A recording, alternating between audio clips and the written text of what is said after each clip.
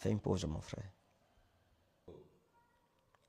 J'ai expliqué à Maman Alexandra que tu m'as mis dans une situation terrible. C'est un peu comme si j'étais piégé.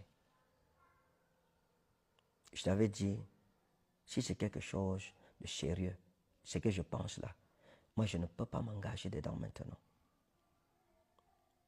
Je ne peux pas. Parce que j'ai fait 12 ans, perdu 12 ans, investi 12 ans, 7 ans où j'étais avec la maman de ma malade. J'ai souffert, j'en ai souffert. Et 4 ans de veuvage où j'ai souffert. Ma famille a souffert avec moi. Mes amis ont souffert avec moi. Tout notre ministère a souffert. Les membres de notre église en ont souffert.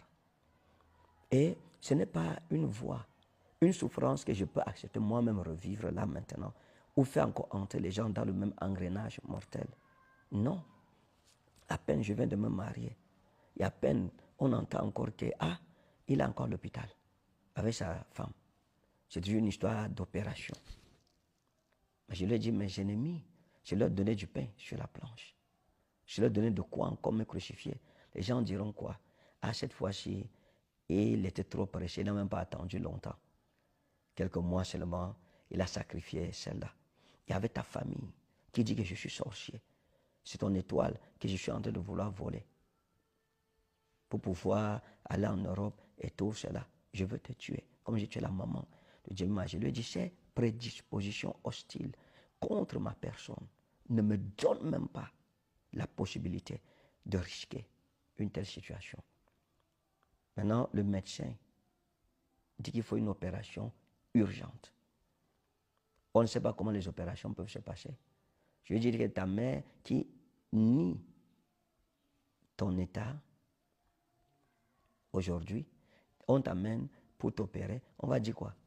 Notre fille n'a aucun problème maintenant, depuis elle vient à peine de se marier, la voilà dans un bloc opératoire pour une histoire qui était là avant que je ne te connaisse, mais dont tu n'as pas voulu me parler.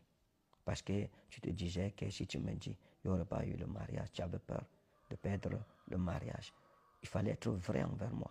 Tu n'as pas eu pitié de moi ni de mon ministère. Maintenant, qu'est-ce qu'il faut faire? Je ne peux pas m'engager, prendre le risque avec des accusations de sorcellerie si violentes venant de ta famille. Ta mère, son grand frère, du côté de ton père, ces personnes qui m'accusent sans me connaître.